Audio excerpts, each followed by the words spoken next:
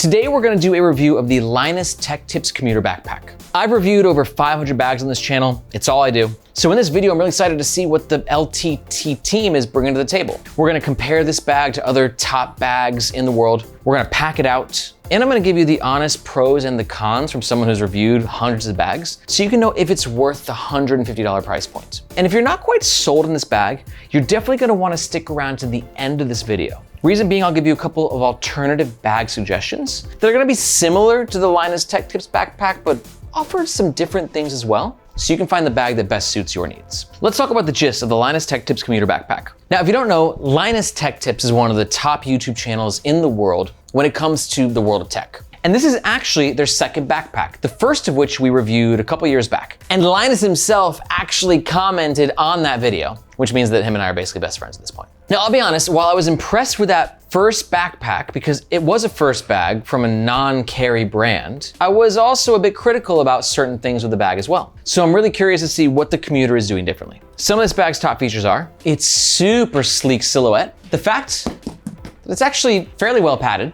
2 water bottle holders, a main compartment with a decent amount of organization, a killer tech compartment in the back, and a harness system that I think is gonna be a little bit on the controversial side. As of recording, the Commuter Backpack only comes in black. For the dimensions, we're looking at around 16 inches height, 11 inches width, and a depth of around 8 inches. Now, the weight of a bag is gonna be extremely important to its comfort and your overall experience with it. This bag's coming in at 2.65 pounds on scale number 1, and basically the same on scale number 2. Now, this is a very structured bag that uses a lot of foam. So it looks the same whether it's empty or fully packed out. This is the bag when it's empty, and this is the bag when it's fully packed out and worn on the nomadzation team. I'm 5'8", and our media manager Margaret's 5'2". But we'll still pack out this bag throughout the entire review so you can see exactly what it fits. The LTT Commuter Backpack comes with a limited lifetime warranty that's only applicable to the original owner. And for all that, this bag runs around 150 USD. And if at any point in this review you're thinking about making a purchase, we highly suggest doing so with the first link in the description below. Reason being, that link makes sure that you get the best price, and we oftentimes have discount codes. But that link also helps support the Nomadzation YouTube channel and team so we can keep making the best bag reviews on the web. Thank you very much. Let's talk about the front of the LTT Commuter Backpack.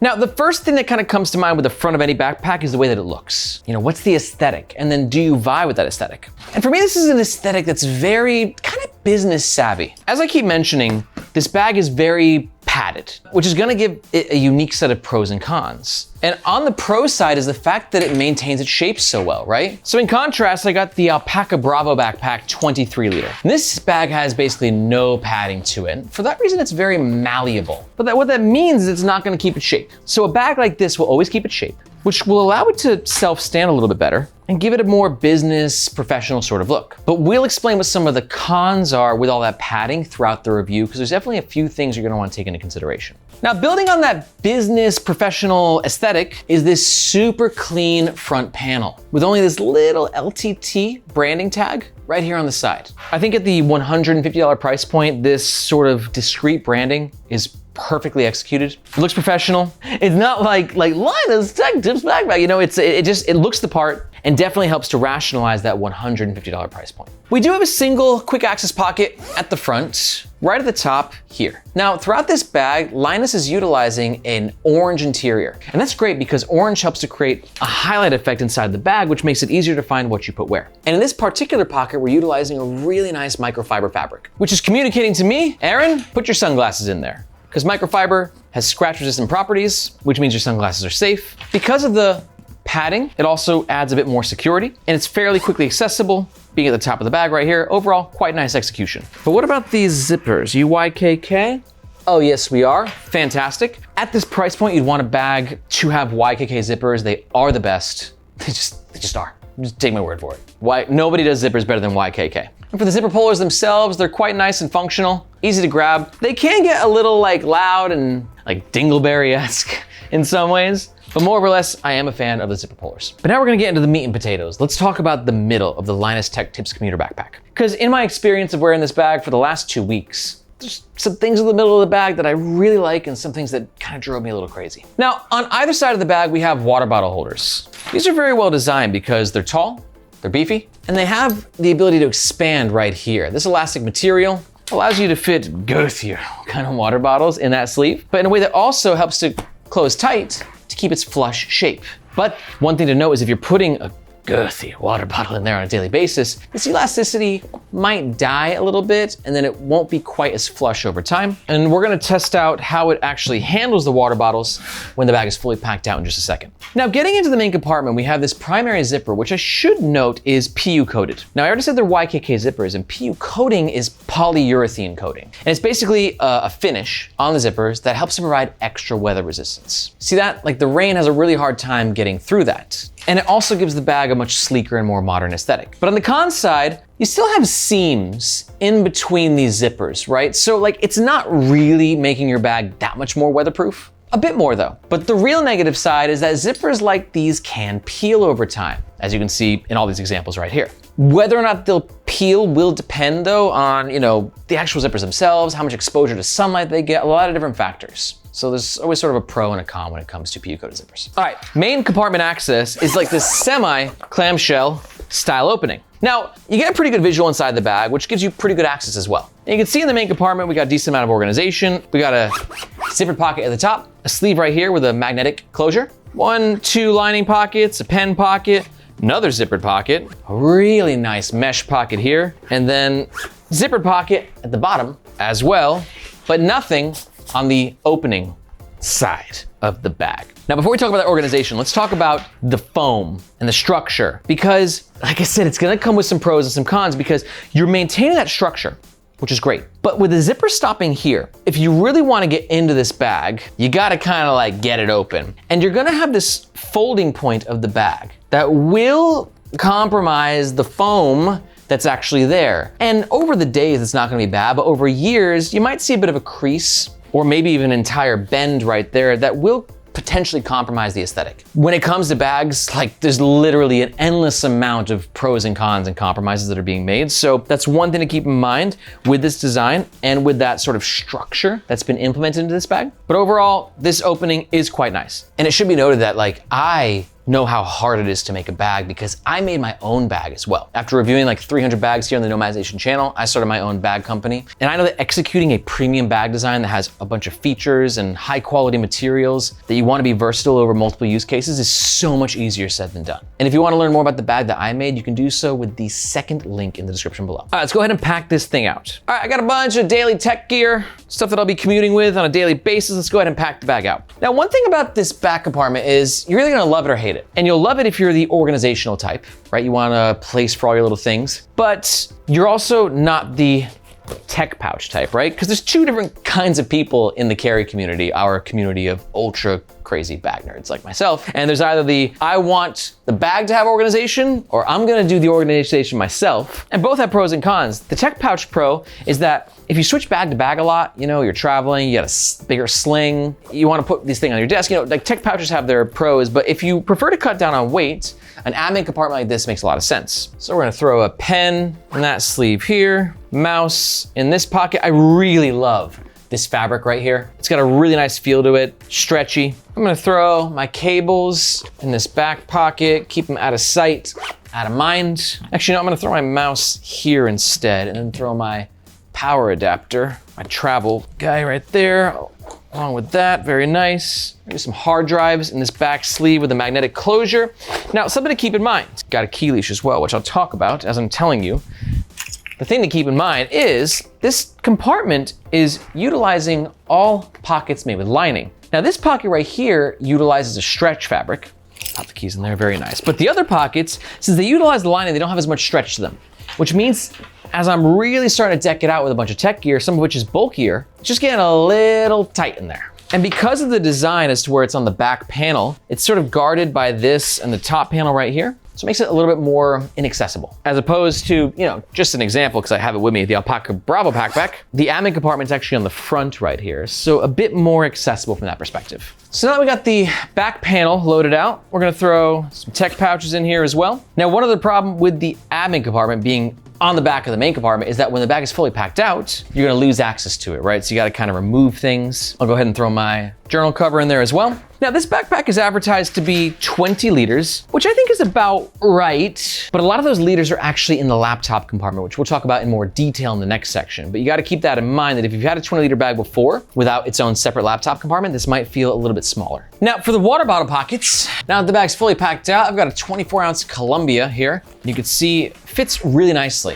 This water bottle pocket's got some height to it, which gives it a lot of versatility. We're looking at 10 inches, but it's a bit compromised due to the fact that the side height is only about 6 inches. But still, it's a very good water bottle holder. And you can see here, we also have a couple external lash points. And if you want to ensure that your water bottle is extra secure, you can you can clip a clap on there, and you can help secure your water bottle using like a hero clip or a carabiner, something you can clip the clap onto. And just testing out the 1 liter Yeti. Definitely fits. Not the most secure. So if you do carry a larger water bottle, I definitely recommend grabbing a carabiner to clip it on with. One last note for the middle is this top handle. This utilizes a very nice nylon webbing, a little bit of padding. Some people in this community aren't gonna love this top handle because they like a beefy top handle, right? This isn't beefy, it's skinnier, but in my opinion, it totally gets the job done. You got plenty of room for activities for your hand. And I quite like these metal studs. You have 1, 2 on either side, which just helps to give the bag a bit more of a refined aesthetic and helps to reinforce the handle so it's less likely to pop out. So like I said, you're spending 150 bucks on this thing. What the heck? Oh my goodness, I just realized something that I missed. There's totally a hidden pocket on the water bottle holders. Whoa, I carried this thing for like 10 days, dude, and I had no idea. Very sneaky, Linus, very sneaky. But I wonder what I would put in here. Margaret, what would you put in here?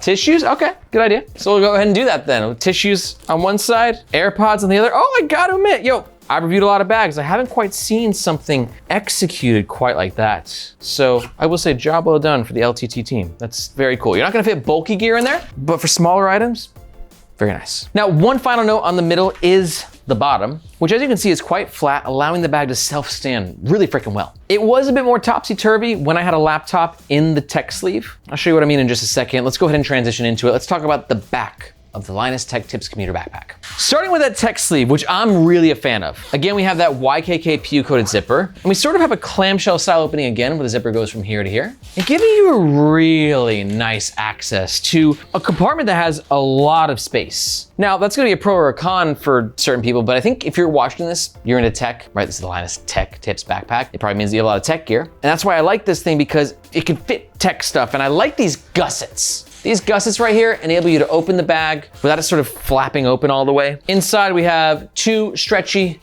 mesh pockets. On that side, a zippered mesh pocket at the bottom, and 1, 2 tech sleeves. Let's go ahead and pack it out. Now, one thing I wanna show you is just how it can fit bulkier bits of gear, right? So I got my Sony over-the-head headphones. And you see me just slide these into this tech compartment, and it closes. It's a little tight, but it feels well padded enough. I don't know if I'd keep my Sonys in there necessarily, but I'm just trying to showcase, you know, if you do wanna put bulkier stuff in there, it's a compartment that can accommodate that. Now, quick laptop test. I got a cutout 3D print of a 16-inch MacBook Pro, and you can see it slides in, but we're having a difficult time closing, which there was some controversy with this backpack where a lot of 16-inch laptop users purchased it and they found out that it wasn't able to fit. So I wouldn't recommend doing a 16-incher with this bag, but you can see with my 13-inch MacBook Pro slides in very nicely. The bag doesn't really have much of a false bottom in terms of it being elevated, but there is padding down there. We got really nice padding on the back, and actually inside the compartment itself, this is really robust. Oh, but it should be noted, if you're looking for a backpack that can handle a larger laptop up to a 17-inch, we did a full epic breakdown of our favorite picks, which you can watch in the corner. Now we got a tablet sleeve right here. This is our fake iPad 12-incher. You can see it slides in there pretty nicely. Doesn't go all the way down. This is not the deepest sleeve. Can you fit in this way? No, it cannot. So if you have a larger tablet, it's not gonna fit in horizontally, but it can fit in like that. And then in this pocket here, we're gonna throw a hard drive. And for these 2 pockets at the top, I'm gonna see what we can get away with. I got a power bank right here. That fits. Oh yeah, that's gonna slide in very nicely. I really just wanna see how much this thing can pack for you guys, because I know y'all are looking for a tech bag. So you see, I threw my hard drive all the way at the bottom. And then let's see if I can take this bad boy as well for some travels. And you know, like with any bag, you're not gonna be able to fit everything in there, but this actually works. And boom, that's a fully packed out bag. And it's self-standing still really freaking well. But while I seem quite enthused about this bag, there's some things in the back panel that I'm not quite as crazy about. Let's start with this hidden zippered pocket right here. It's small. We're looking at about like less than 6 inches, but with this panel right here. It's just really difficult to access. It's kind of tiny. It does extend all the way here, but in essence, this is where you'd want to put a passport if you're traveling or your wallet, but just due to the location, it is difficult to access. And the zipper's tiny. So when the bag's fully packed out, it makes it more challenging. All right, now let's talk easy there luggage pass through, because this is a commuter bag. And you could be commuting every day to work, or you could be commuting via an airplane with a suitcase. And if so, we've got a luggage pass-through holder, but it's tight. Not too tight as to where it's not usable, but a little bit harder to get on. This is common in bags. I could have used a little bit more looseness on this one, just make it easier to put on the handle and to take it off. But we got some really nice reinforced stitching right here, so I'm not worried about it popping out. Definitely gets the job done. And most importantly, it allows you to carry your bag upright, which is the way it should be. A lot of backpacks that are horizontal on the suitcase, which is not my personal favorite. Now for the harness system, we have this top yoke here, which is, you see something like on older bags. Not my favorite means of comfort. Shoulder strap, looking at a width of 2 3/4 of an inch, which is right about where you want it to be. But one thing to note about this harness system is there's kind of a lot going on. As to where on the back panel, we've got like this, what's that instrument called?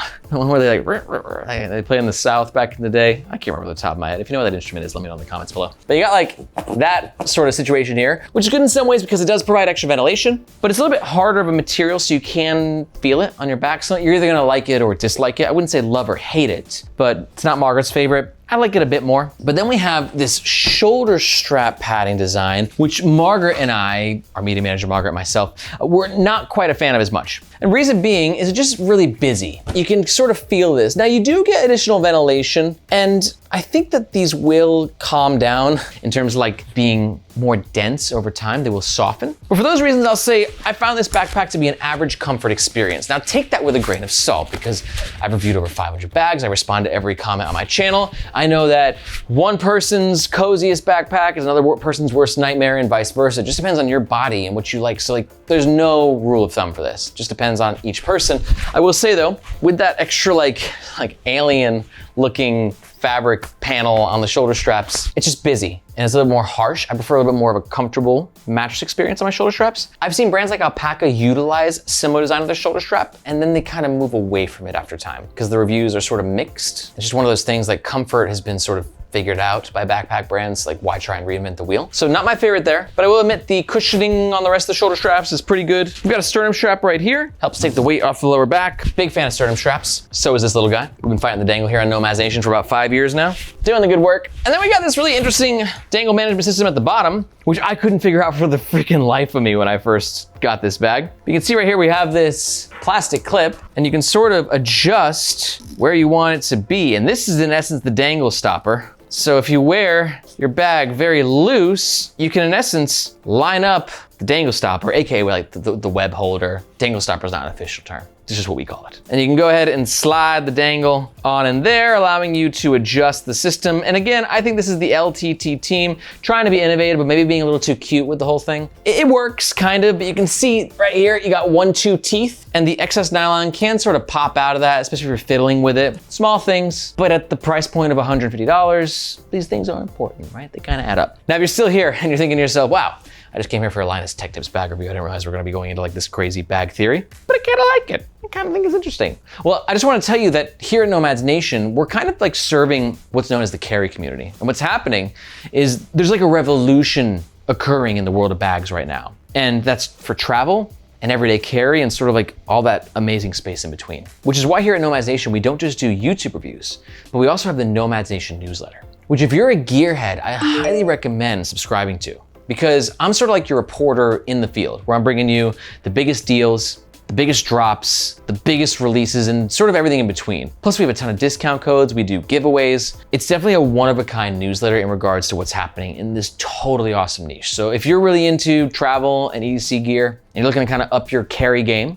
be sure to look for this globe emoji in the description below. There you can sign up to the Nomads Nation newsletter, and I hope to see you in your inbox. Okay, let's wrap this review up by talking about the overall pros and the cons of the Linus Tech Tips Commuter Backpack. Pro number 1 is going to be its sleek and professional look. Pro number 2 is going to be just the whole design of the tech compartment. I'm really a big fan. And pro number 3, I thought they were pretty cool. I'm gonna give some props to those like hidden side water bottle pockets. Definitely caught me off guard there. Nice work, guys, nice work.